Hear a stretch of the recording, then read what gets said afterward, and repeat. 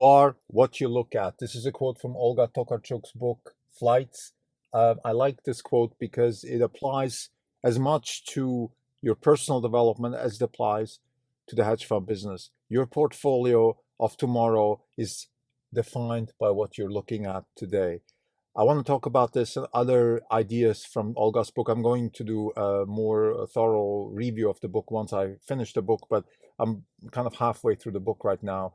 And there's two ideas. One is you are what you look at, and the other idea is that time doesn't follow a linear pathway. It follows what she calls synchronicity, which is a kind of an overlap of situations. So the way I see this is you lay a groundwork of optionality in your life, and those options then somehow are either in the money or not, or things happen, and then you can, let's say, in a very short period of time, grow very fast, change, do a lot of important things, and then for a long time nothing happens, because the way we look at time is a linear fashion. It's tick, tick, tick.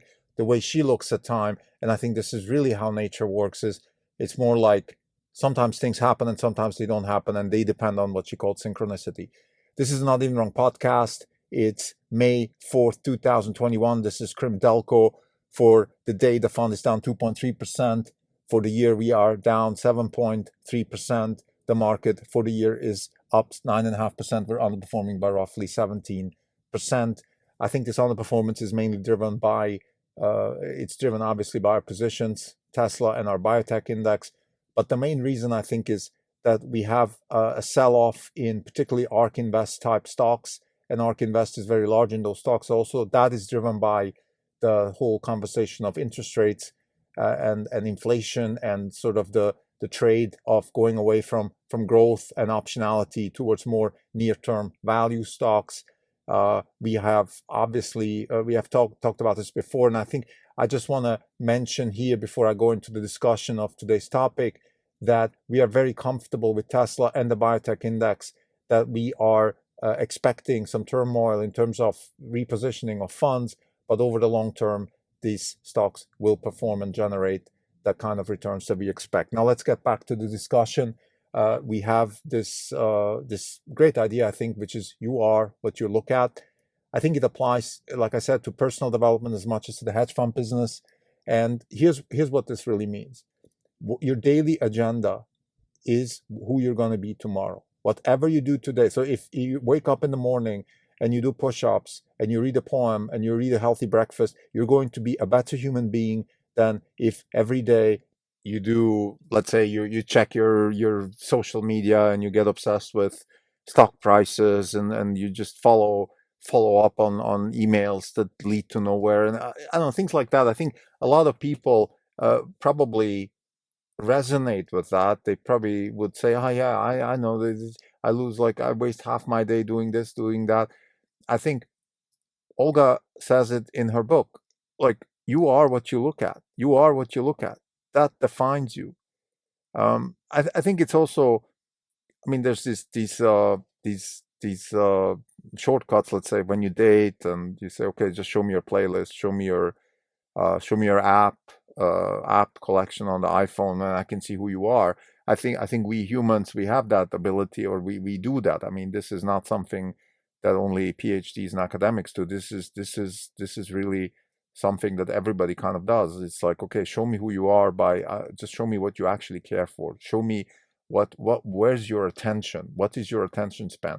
What does it actually mean to pay attention? If you think about it, let's say if we take sort of a neuroscience approach, we are a massive parallel computer called, we have this massive parallel computer called the brain. We also have a lot of other things, sensors, organs, skin, all that.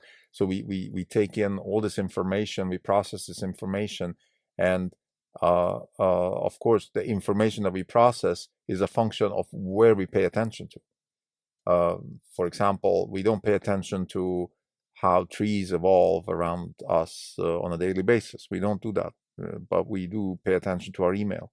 We don't pay attention to the way the waves evolve on the Pacific coast. Let's say I do, because I surf, so I do pay attention. What I'm trying to say is, like, there's so many things to pay attention to, and we have that choice. And I think this is David Deutsch. This is we might not have free will, or we have it, I don't care, but the one thing we have is choice. We can choose to pay attention to things, and this paying attention to something actually defines who we are. Let me give you another example from my private life. I used to be a big skier. I'm still, but I have a bit of a meniscus issue, so I don't ski as much. And so I would spend, let's say, 6 months, sort of December to May, uh, pretty much all the time going to the Sierra Nevada and ski.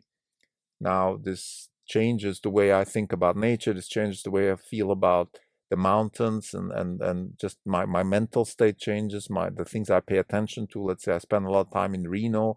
I start thinking about Nevada as a state. I start thinking about lithium-ion batteries, lithium. It just starts, my thoughts start evolving, my thinking, um, my focus starts changing.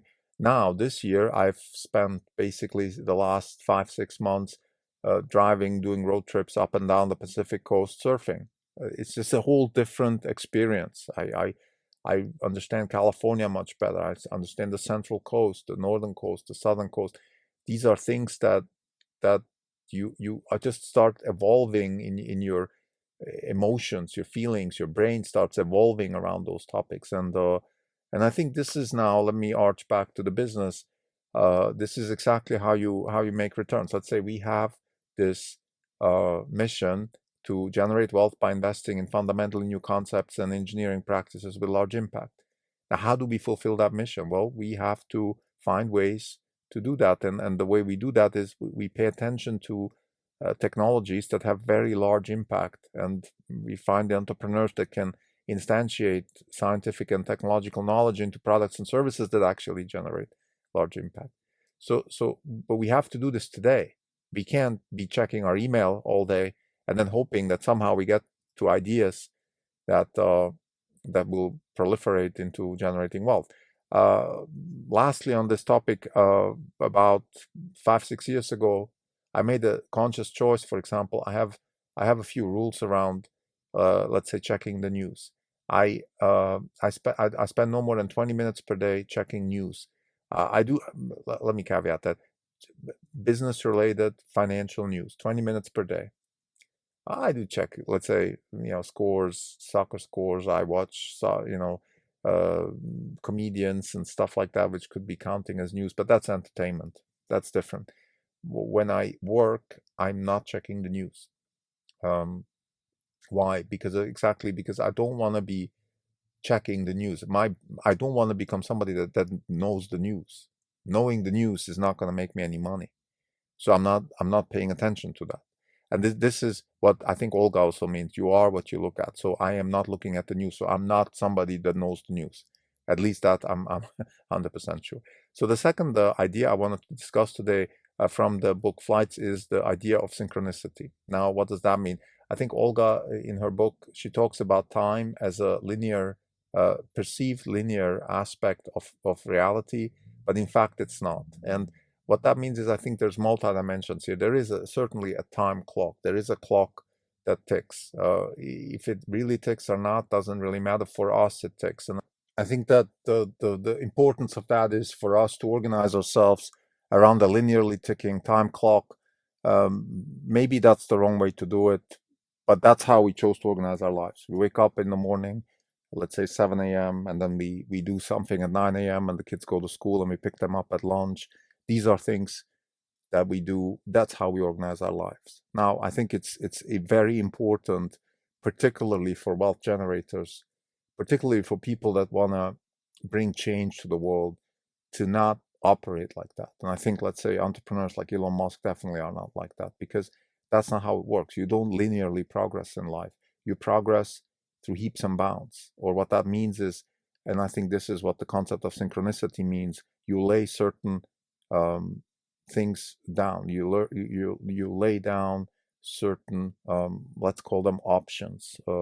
Let's say, or in the business, what we call it, sort of startups or projects. You start developing, let's say, in the name of Tesla. In the case of Tesla, you build a battery, then you build an AI, you build an insurance business, you build a solar business, you build a distributed solar business. You start building all these vectors, and then at some point they might overlap with themselves. So let's say the solar business might overlap with the AI and the car business, and you have a decarbonized, decentralized energy infrastructure which can proliferate trillions of dollars of wealth and also change the world. It can also overlap with other things, third-party things. Let's say the blockchain technology could enable Tesla to become a global insurance provider with much more efficiency. So these things don't happen in linear fashion. They happen in heaps and bounds, or like Olga says, it happens through the concept of synchronicity when they overlap.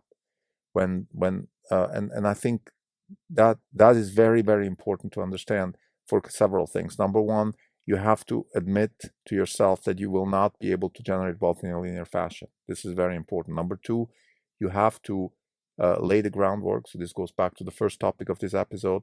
You are what you see. And I think third, you also have to communicate that to others, at least your investors, but even to yourself, because we are used, because of this ticking clock and this, like I said, lunchtime, pick up the kids, get married, kids goes to college. Like, we have this linear thing. We pay interest on the monthly basis, we pay rent on a monthly basis, we get paid on a monthly basis if we're employed. Well, life doesn't work like that. We investors don't get paid on a monthly or yearly basis. We get paid when we get paid. For years we didn't make much money, and then we made 10x in certain stocks. We had a 5x return in our fund last year. That's how we got paid. Now, yes, we have an average annual cumulative return of 19.7%. This is what we communicate to the rest of the world because that's what people understand. But in reality, that's not what we are. We have a return that is we generate wealth, cash on cash. You put $10 into our fund, you would have by now roughly $100. This is what we really did, but it took time and it wasn't linear. So to summarize, synchronicity is a mindset. Synchronicity is a mindset, and it's the differentiation between the linear time that we live in and the actual events that are not linear, and they don't follow a certain clock. They follow a certain compatibility. So the more options you lay down, the better your chances for synchronicity, which goes back to you are what you look at. Well, why don't you keep looking or developing optionality? Work on vectors for yourself, for your fund, for your business that allow for optionality.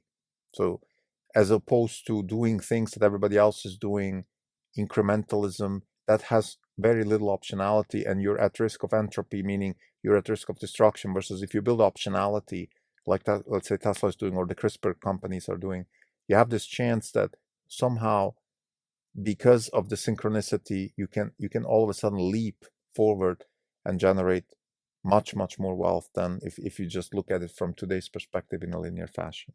Thank you.